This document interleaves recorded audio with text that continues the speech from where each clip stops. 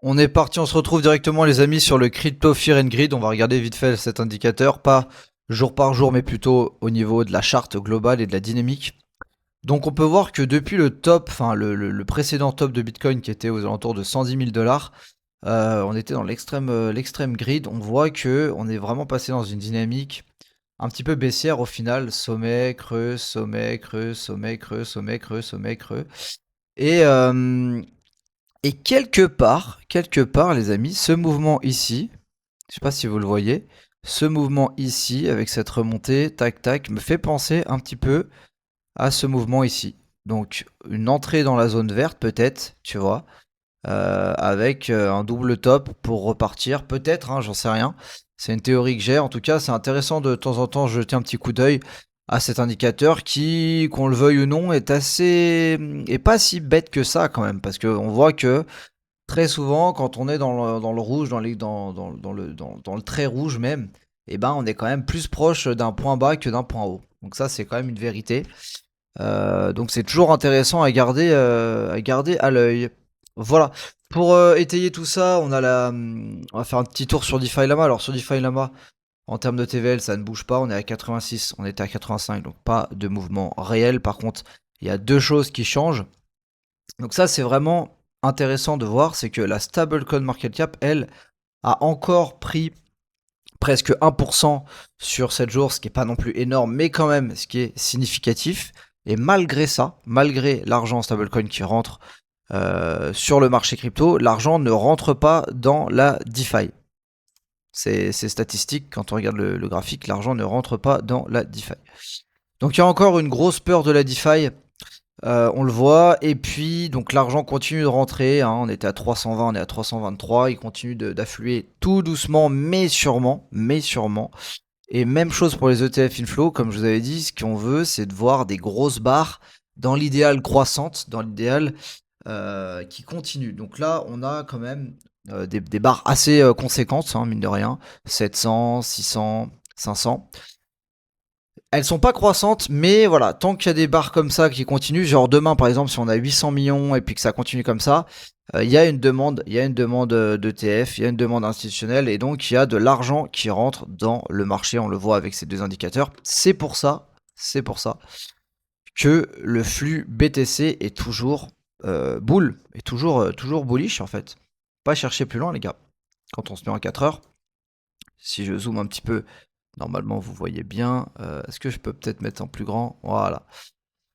Quand on zoome en 4 heures, la tendance elle est haussière, elle est nickel. Regardez cette trendline que j'ai tirée il y a un moment. Bah elle reste très pertinente. Hein. Tac, on a regardé, tac, tac, on s'appuie, boum, on l'a réintégré, on s'appuie dessus. Donc pour l'instant, la tendance est toujours haussière. La tendance est toujours haussière. Et bah, les objectifs sont toujours, d'une part, cette grosse zone que j'ai tracée jusqu'à ici, donc jusqu'au 86 000, donc toute cette grosse zone de fair value gap, première chose. Et puis, d'autre part, les amis, si je me mets en weekly par exemple, pour qu'on ait. Pardon, de toute façon, c'est la zone en weekly, voilà, ça c'est la zone en weekly. Euh, la zone, elle, de rechargement de short, elle s'étend jusqu'à 89 000. Donc, pour ça que j'ai mis cette zone premium ici à forte probabilité. Donc, à partir jusqu'au 80, allez, 83 500. On a des grosses chances, des grandes chances quand même d'aller pousser jusqu'à là, je pense, personnellement. Parce que je pense qu'on va venir vraiment travailler une grande partie, voire peut-être même, pourquoi pas l'intégralité. Parce que vu comme c'est parti, faut être honnête, vu comme c'est parti, je vais vraiment du mal, là j'ai vraiment beaucoup de mal à voir un Bitcoin top très dans les deux trois prochains jours. Vu ce qu'on voit là, on a plutôt l'impression qu'il reste encore du jus, pas mal de jus au Bitcoin. Donc le flux est baissier, moi c'est vrai que dans mes vidéos, même si j'avais un biais baissier à moyen terme, depuis les 72-75K, je vous avais dit que c'était aussi. Hein. Vous pouvez retourner dans voir mes anciennes vidéos. Depuis les 75K, je vous avais dit que le flux est haussier et qu'on va monter minimum à 82. Bon, on s'y dirige, on y est bientôt. Et je pense que là, au vu des conditions, on va peut-être même aller plus. On va travailler peut-être même l'intégralité du Fair Value Gap Weekly, voire même encore plus.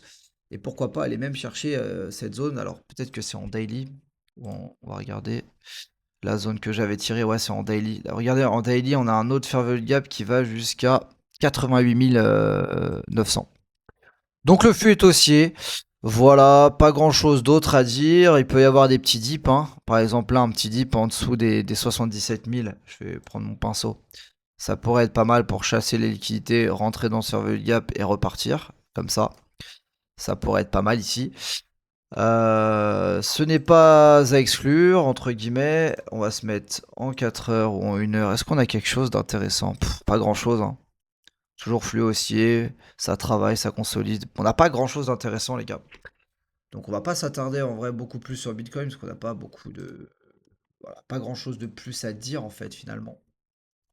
J'éviterai de lancer un long ici parce que bah, on peut se faire. On peut prendre le plus bas, serait-ce que le plus bas de la semaine pour repartir.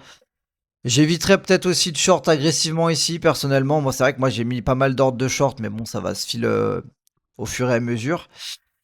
Et puis voilà, alors est-ce que je peux voir ma petite liste? Ethereum, il est très très faible. Il est même pas venu pour l'instant prendre... Attendez, excusez-moi. Il est même pas venu prendre le sommet, les gars. Donc bah, il est très très très faible. On a encore de la marge, hein. On a jusqu'à... vous voyez qu'on a beaucoup beaucoup de marge sur Ether. Faut qu'on prenne tous ces sommets et ensuite qu'on travaille sur FVG. Donc Ethereum faible, mais il y a du potentiel aussi. Peut-être jusqu'au 2600, 2700, quelque chose comme ça. Voilà pour l'oil, il consolide aux alentours des 100 $, les amis. On va se mettre en daily. Rien à signaler, consolidation, il y a un petit M-top. On travaille toujours ce IFVG, ce IFVG ici. Voilà, le VIX, il est au plus bas. Le VIX continue sa dynamique pour aller chercher des plus bas. Donc pour l'instant, c'est plutôt bullish en fait, hein. Le VIX qui est comme ça, c'est plutôt très bullish pour les indices américains qui marquent encore un nouveau ATH, un nouveau sommet. Le flux est haussier, donc ça continue. Faut le dire, c'est complètement déconnecté de la réalité des marchés, de ce qui se passe, mais c'est comme ça. C'est comme ça, le dollar, lui, continue. Non, il consolide ici. Est-ce qu'il va vraiment casser pour aller chercher le bas du range ou est-ce qu'il va chercher d'abord son gap? C'est ce qu'on verra.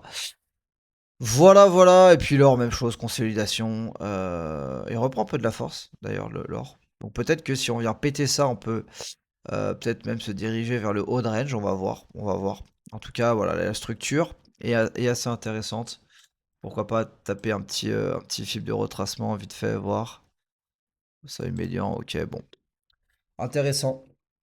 Voilà, voilà, donc rien de spécial, le Solana très très faible, mais il y a un début de structure, il y a un début de push. C'est vrai que le Solana, il y a peut-être un long à prendre en vrai.